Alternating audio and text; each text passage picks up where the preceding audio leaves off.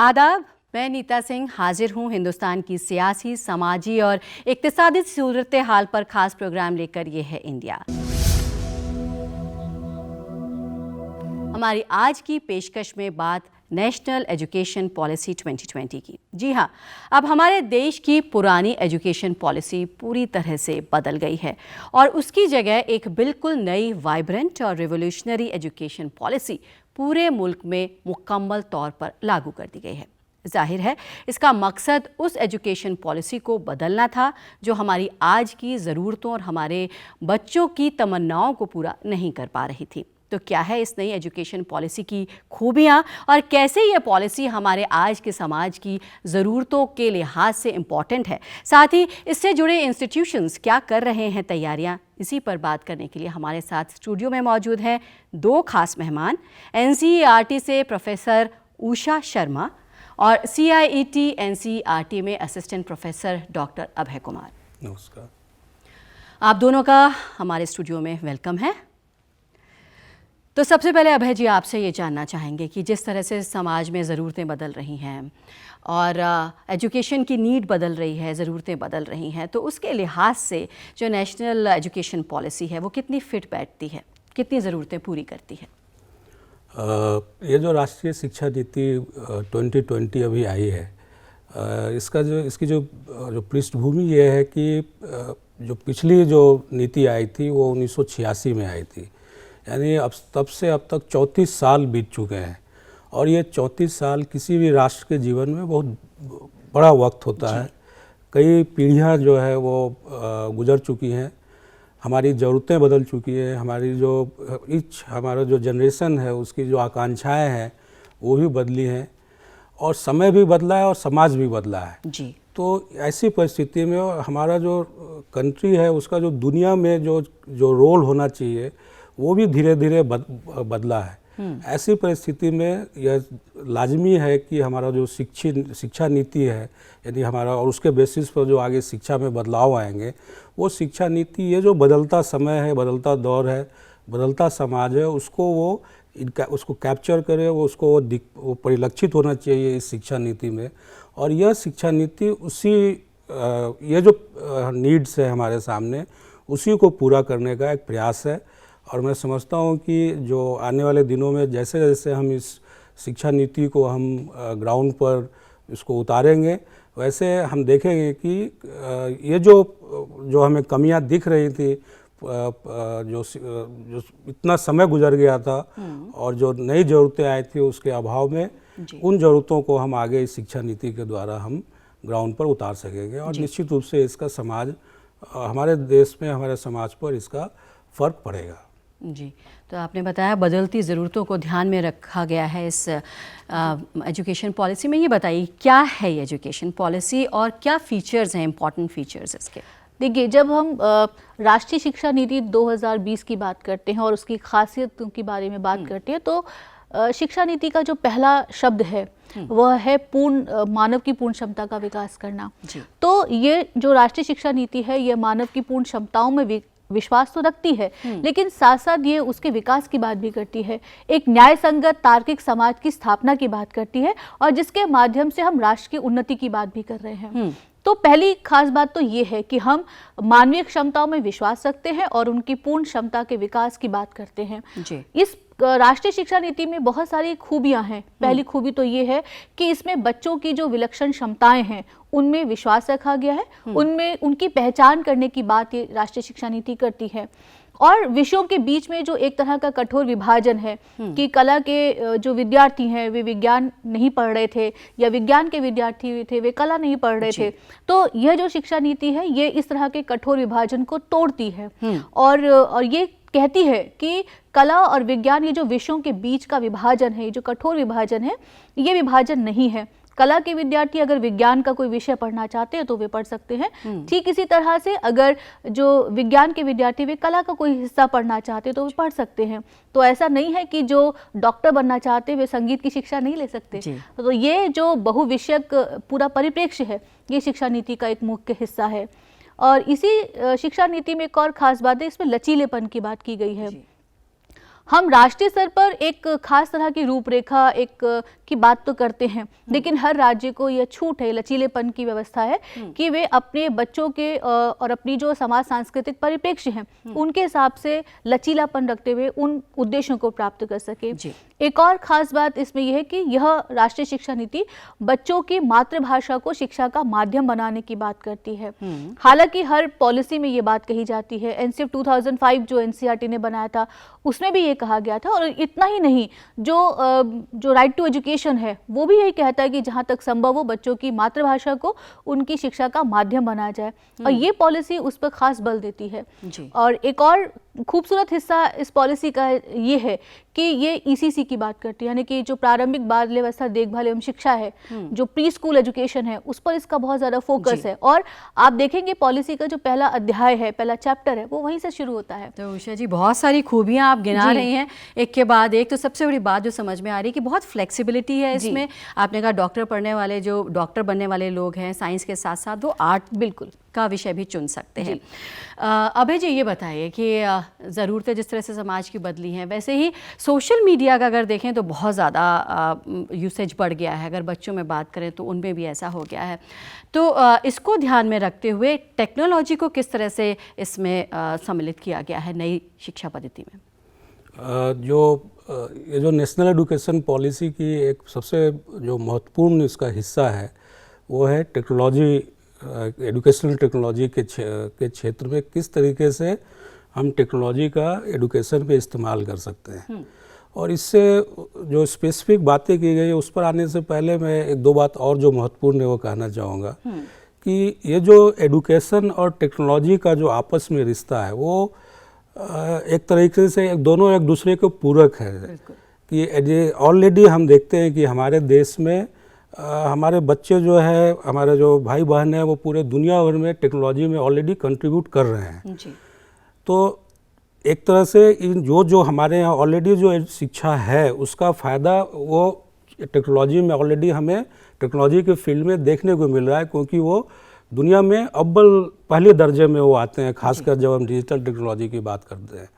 और दूसरी तरफ ये जो डिजिटल टेक्नोलॉजी का जिस तरीके से विकास हुआ है, टेक्नोलॉजी के बारे में हम अमूमन यही समझते हैं कि टेक्नोलॉजी हमारे जो भी हम काम करते हैं उसमें हमें हमारी इफ़िशियंसी को वो बढ़ाए। तो ये टेक्नोलॉजी के द्वारा जब ड्राफ्ट एजुकेशन पॉलिसी आई थी तो उसमें कहा गया था कि 5 चीज़ों के बारे में कल्पना की गई थी कि जिसका हम चाहते हैं कि ये टेक्नोलॉजी उस डायरेक्शन में हमें मदद पहुंचाए, जिसको हम बोलते हैं कि क्वालिटी, क्वांटिटी, इक्विटी, अफोर्डेबिलिटी और ट्रांसपेरेंसी। कि ये जो 5 महत्वपूर्ण हमारे देश के सामने, एजुकेशन सिस्टम के सामने जो चैलेंजेस हैं, कि क्वांटिटी, कि कैसे हम चाहते हैं कि हम अपने सारे बच्चों तक हमारी शिक्षा पहुंच सके, सभी बच्चे शिक्षित हो सकें। जो राइट टू एजुकेशन एक्ट का भी जो मेन कंसर्न है, तो वो एक क्वांटिटी की बात है। क्वालिटी की भी बात है कि हम सिर्फ यही नहीं चाहते हैं कि बच्चों के सामने सिर्फ शिक्षा ले जाए, बल्कि क्वालिटी शिक्षा ले जाए। क्योंकि गुणवत्तापूर्ण शिक्षा नहीं ले जाने के कारण हम कई सारे रिसर्च हम पाते हैं कि ये जो ड्रॉप आउट्स हैं वो इस कारण भी होता है, क्योंकि यदि क्वालिटी एजुकेशन हम बच्चों को नहीं दे पाते। आफ्टर ऑल क्यों बच्चे जाएंगे यदि स्कूल में, यदि वहाँ पर अच्छी शिक्षा नहीं दी जाएगी। तो क्वांटिटी, क्वालिटी और इक्विटी की जो बात है कि हम चाहते हैं कि ये जो हर बच्चे को, चाहे वो हर बच्चे से हमारा मतलब है कि जो जिनको हम CWSN चिल्ड्रन बोलते हैं, चिल्ड्रन विद स्पेशल नीड्स, उनके भी, गर्ल चिल्ड्रन के लिए, हर किसी के लिए, दूर दराज में जो बैठा हुआ है, हर बच्चे के लिए हम शिक्षा पहुंचाएं। और साथ ही साथ अफोर्डेबल हो ये शिक्षा, तो कि हर बच्चे, हमारा देश में डाइवर्सिटी, जितना हमारा देश का यदि पॉपुलेशन ज़्यादा है तो डाइवर्सिटी भी बहुत है, तो हम चाहते हैं कि अफोर्डेबल भी हो और ट्रांसपेरेंसी भी हो।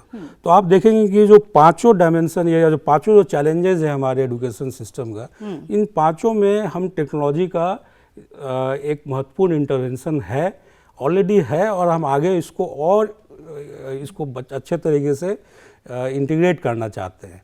तो इस जो नेशनल एजुकेशन पॉलिसी में स्पेसिफिकली इसमें बात की गई है कि किस तरीके से हम टेक्नोलॉजी का इस्तेमाल हम शिक्षा में करेंगे। उसमें एक जो महत्वपूर्ण एक जो रिकमेंडेशन है वो है कि नेशनल एजुकेशनल टेक्नोलॉजी फोरम बनाया जाएगा, जी। जिसको NETF बोलते हैं। और ये NETF एक ऐसा ऑर्गेनाइजेशन होगा जो कि इस देश का जो एजुकेशनल टेक्नोलॉजी में एक शीर्ष एपेक्स बॉडी होगा, जो न सिर्फ स्कूल एजुकेशन बल्कि हायर एजुकेशन के लिए भी काम करेगा। यानी उसके दोनों, उसका जो मैंडेट होगा वो स्कूल एजुकेशन हायर एजुकेशन दोनों के लिए है। और इसका जो मुख्य जो ऑब्जेक्टिव्स है कि वो जो स्टेट गवर्नमेंट्स हैं या सेंट्रल गवर्नमेंट्स हैं उनको हम एजुकेशनल टेक्नोलॉजी के क्षेत्र में हम एडवाइस कर सकें, रेगुलर बेसिस पर NETF एडवाइस कर सके। हम प्राय पाते हैं कि आज के तारीख पे टेक्नोलॉजी, हम सभी जान रहे हैं कि जिस तरीके से डेवलप कर रहा है टेक्नोलॉजी, कई बार हमें पता भी नहीं चलता है कि क्या हमारे लिए बेहतर है, क्या है शिक्षा के लिए बेहतर है, किसको हम स्केल कर पाएंगे कि हमारा देश बहुत बड़ा है। कोई टेक्नोलॉजी यदि इंटरवेंशन हम किसी और कंट्री में किसी और जगह पर करें, वहाँ उनके लिए वो, यदि उनका पॉपुलेशन कम है तो आसानी से किया जा सकता है। लेकिन हमारे देश में, चूँकि हमारा देश बहुत बड़ा है, डाइवर्सिटी भी है, तो हमारा टेक्नोलॉजिकल जो सॉल्यूशंस होगा, उस ये जो इनॉर्मिटी है पॉपुलेशन का और जो डाइवर्सिटी है, इस दोनों को ध्यान में रख के ही हम टेक्नोलॉजी को अपस्केल कर सकते हैं। इसको और जो है हम तो ये जो NETF है, इसकी जो परिकल्पना की गई कि NETF इस तरह के जो टेक्नोलॉजिकल जो डेवलपमेंट्स हो रहे हैं उसमें स्टेट गवर्नमेंट को और जो डिफरेंट एजेंसीज हैं खासकर स्टेट्स में, उनको हम कैसे एडवाइस कर सकें क्या बेहतर है, क्या टेक्नोलॉजिकल इंटरवेंशंस बेहतर हो सकता है। इसके साथ साथ NETF का एक जो दूसरा महत्वपूर्ण रोल होगा कि हम किस तरीके से इसका इस्तेमाल जो रिसर्च एंड इनोवेशंस में कि और ज़्यादा बेहतर टेक्नोलॉजिकल सॉल्यूशंस हम अपने देश के सामने ला पाए। और ये जो NETF है वो बेसिकली वो एक व्हीकल होगा, एक लीडर की तरह बिहेव करेगा, जिसमें कि देश में जो एजुकेशनल टेक्नोलॉजी की जो ज़रूरतें हैं, उसकी जो किस तरीके से टीचिंग लर्निंग में, पठन पाठन में टेक्नोलॉजी का इस्तेमाल हम कैसे कर सकते हैं, इवैल्यूएशन में हम कैसे कर सकते हैं और कैसे बेहतर बना सकते हैं टेक्नोलॉजी का इस्तेमाल करके। अभी जो बात हो रही है कि बात सिर्फ पढ़ने की नहीं है, कैसे हम सीख सकें, पढ़ना ज़रूरी है और साथ साथ टेक्नोलॉजी हमें ये ऑप्शन भी देता है जिसको हम पर्सनलाइज लर्निंग बोलते हैं। और इसकी परिकल्पना हम बहुत दिन से कर रहे हैं कि हम पर्सनलाइज ट्रेनिंग की जो हर बच्चे का अपना हर बच्चे का अपनी एक क्वालिटी है, लेकिन एक स्कूल में प्राय संभव नहीं हो पाता है कि हम उसे वो उसकी जो अपना जो स्टाइल है, लर्निंग स्टाइल है, वो हम प्रोवाइड कर सकें। स्कूल हमारे देश में स्कूल में कई सारे बच्चे होते हैं और एक ही किस्म से हम सभी को पढ़ाने की कोशिश करते हैं, लेकिन हर बच्चा अलग अलग तरीके से सीखता है। इस चीज़ को हम रिकॉग्नाइज करते हैं। लेकिन ये टेक्नोलॉजी के द्वारा हम ये जो पर्सनलाइज लर्निंग है इसको भी हम अचीव कर सकते हैं यदि उस तरीके से हम टेक्नोलॉजी का डेवलपमेंट करें।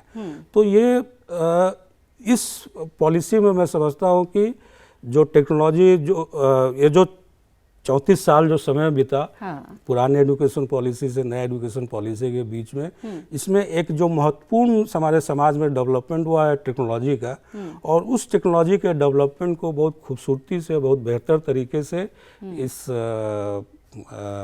पॉलिसी में, नेशनल एजुकेशन पॉलिसी में लाया गया है।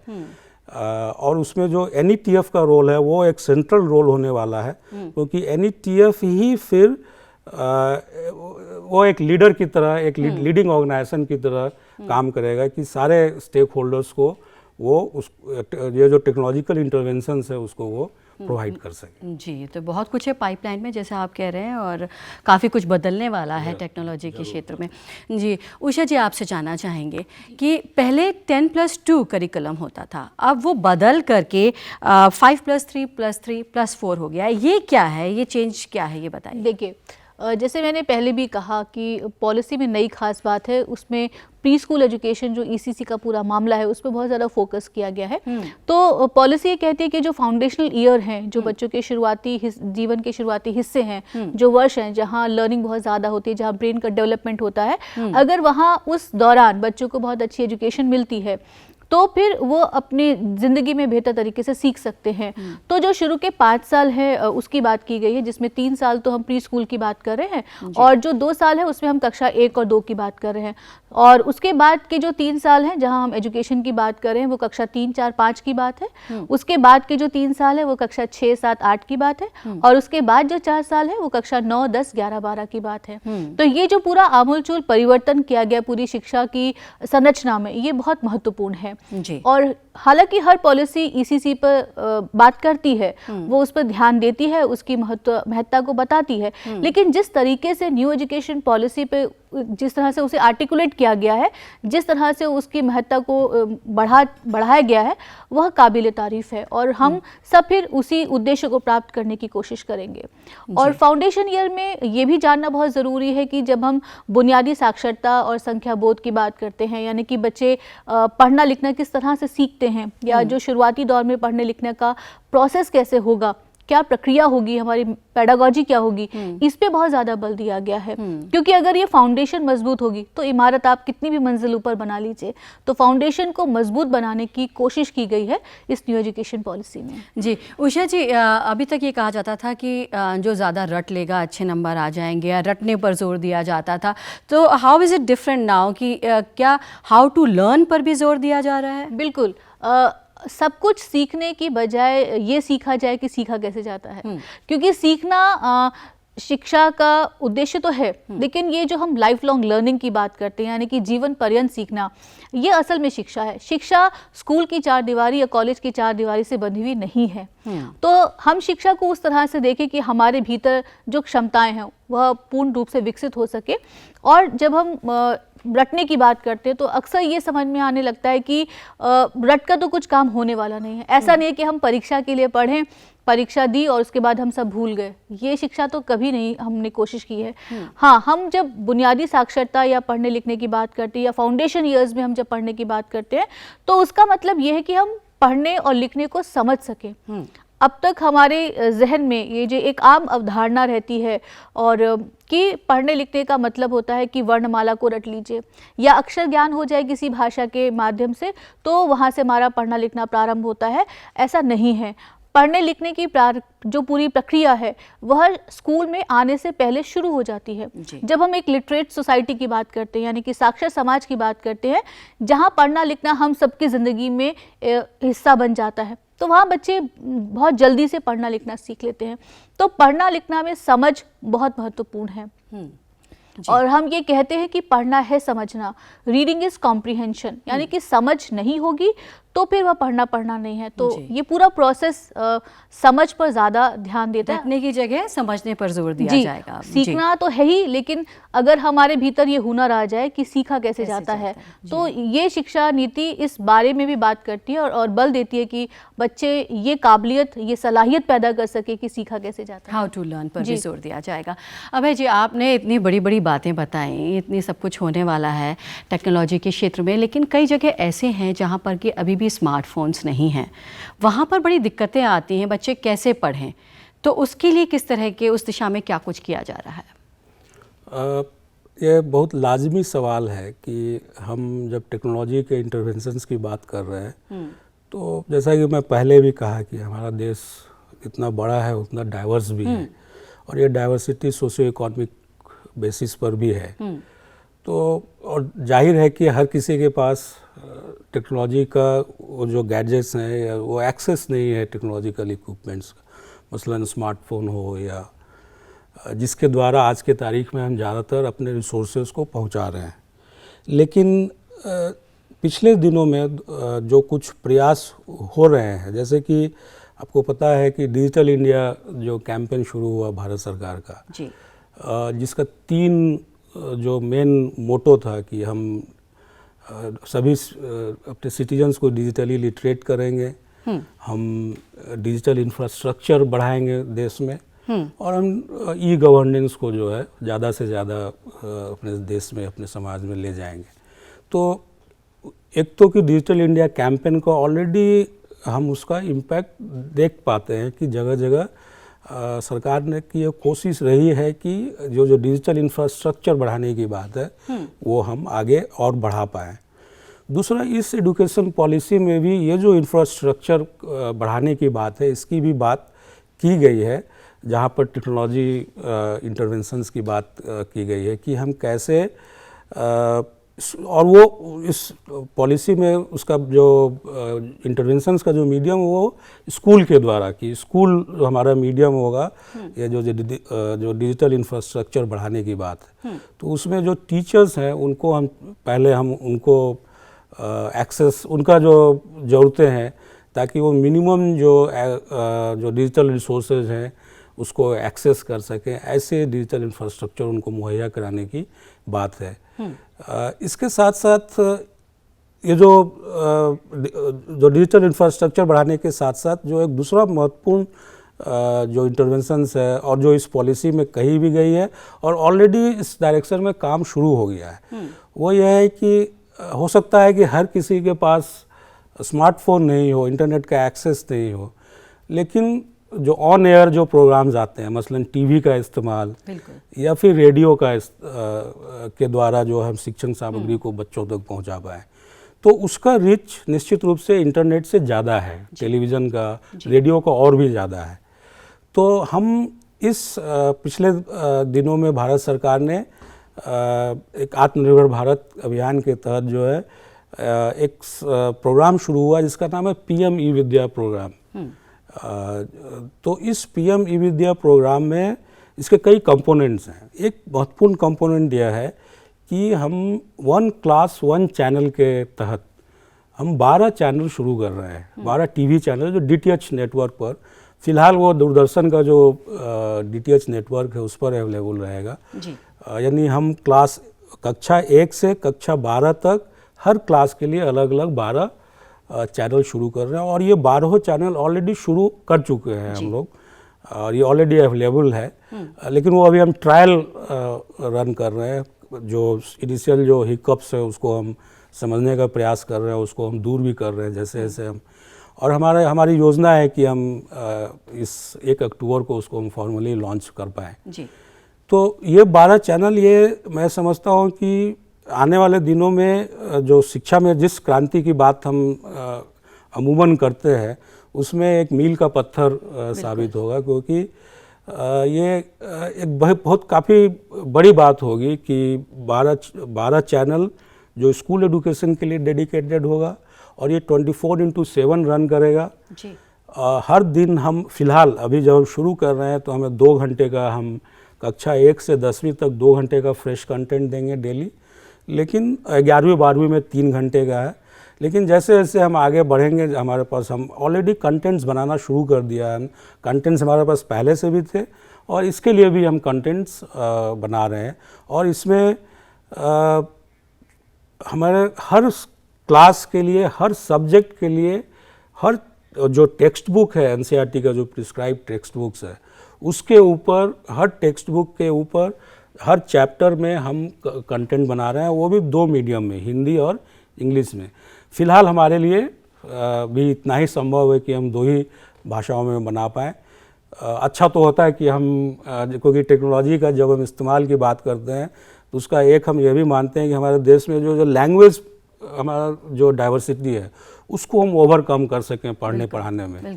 तो हमारी इच्छा तो यह है कि हम अल्टीमेटली अपने रिसोर्सेज इस देश की सभी भाषाओं में अभी बना तो शुरुआत है, बिल्कुल तो ऐसा शुरुआत होगा, है, आगे होगा भी। और in fact state governments, already different state governments वो अपनी अपनी भाषाओं में भी ये कार्यक्रम बना रहे हैं, और वो अपने जो डिफरेंट चैनल्स है उसके द्वारा उसको वो दिखा भी रहे हैं बच्चों को। तो ये एक महत्वपूर्ण इनिशिएटिव है जो हम लोग कर रहे हैं। 12 चैनल हर कक्षा के लिए, हर सब्जेक्ट के लिए 2 मीडियम में, हिंदी और इंग्लिश में।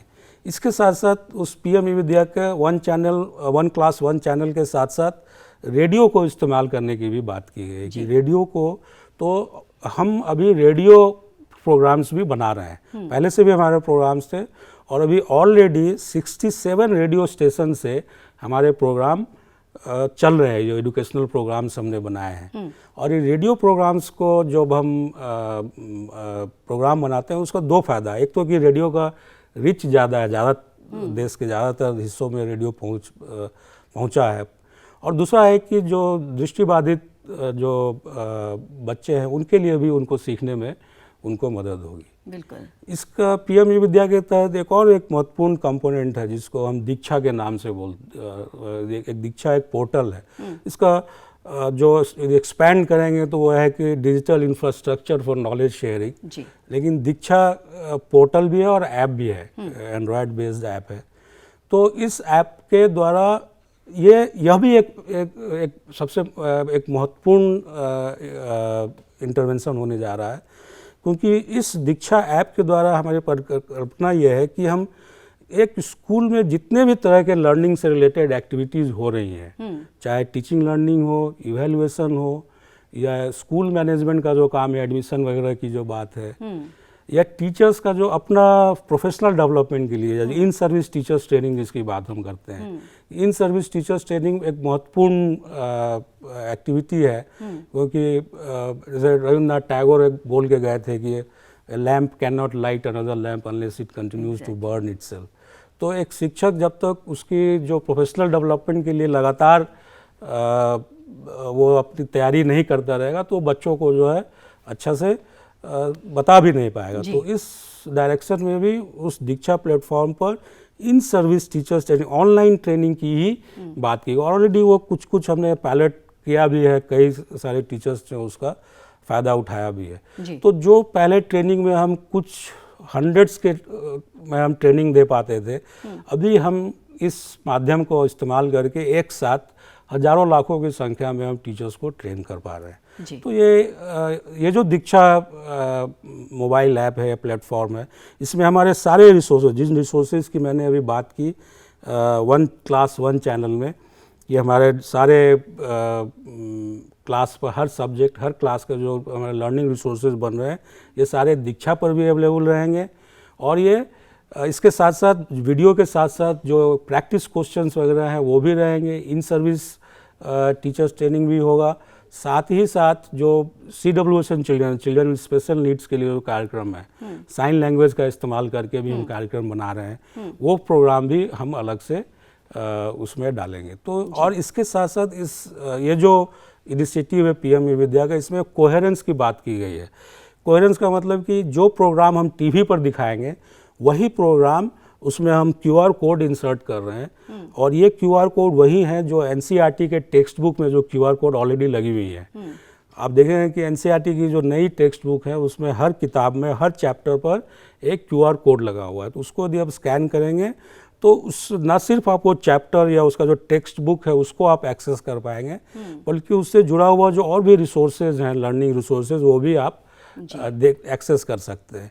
तो हमारा ये प्रयास है कि हम जो ये पीएम ई विद्या के तहत जो हम प्रोग्राम दिखाएंगे, इन वीडियोस पर भी हमारे QR कोड्स लगे रहेंगे। उसको स्कैन करके बच्चे वो दीक्षा पर जाकर वो उन रिसोर्सेज को जब कभी खाली समय में हो, क्योंकि टीवी पर तो फिक्स टाइम पर आएगा, लेकिन वो यदि एक बार उनके स्मार्टफोन में आ जाएगा तो वो कभी भी उस चीज़ को देख सकते हैं। अभय जी, आप स्टूडियो में आए, आप दोनों का स्टूडियो में आने के लिए और इतनी सारी इन्फॉर्मेशन देने के लिए आप दोनों का बहुत बहुत धन्यवाद। Thank you.